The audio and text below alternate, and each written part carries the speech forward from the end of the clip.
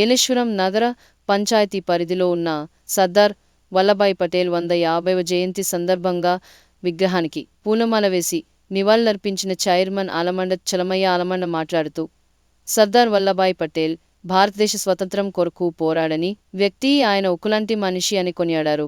ఈ కార్యక్రమంలో మాజీ కౌన్సిలర్ బూరెల సత్యబాబు, కడెంశెట్టి వసు, చల్ల గణేష్, బెల్లాని సీనుగునాపు, అప్పలరాజు, వైభోగుల సుబ్బారావు మరియు తెలుగుదేశం పార్టీ నాయకులు తదితరులు పాల్గొన్నారు.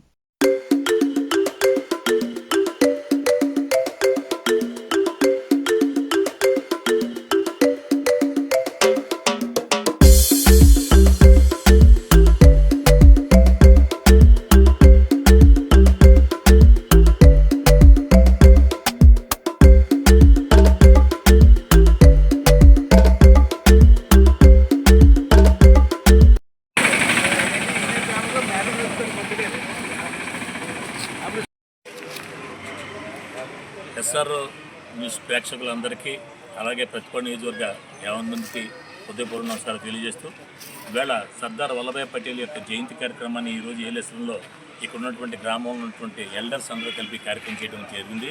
మనం ఒకసారి ఆ మహానుభావుడు గురించి తలుచుకుంటే, ఆయన 1875వ సంవత్సరంలో పుట్టి 1950వ సంవత్సరం దాకా కూడా ఆయన జీవించి మన వాళ్ళకి అందరికీ స్వాతంత్ర పోరాటంలో గుండీలిప్పి ఎదురుగా నిలబడి, బ్రిటిష్ వాళ్ళకి ఎదురుగా నిలబడి మమ్మల్ని కాల్చండి అంతే తప్ప మాకు స్వాతంత్రం కావాలా, పోరాటంలో ఉంటామని నిస్వార్థంగా ఎదిరించి పోరాటం చేసిన మహా వ్యక్తిత్వం.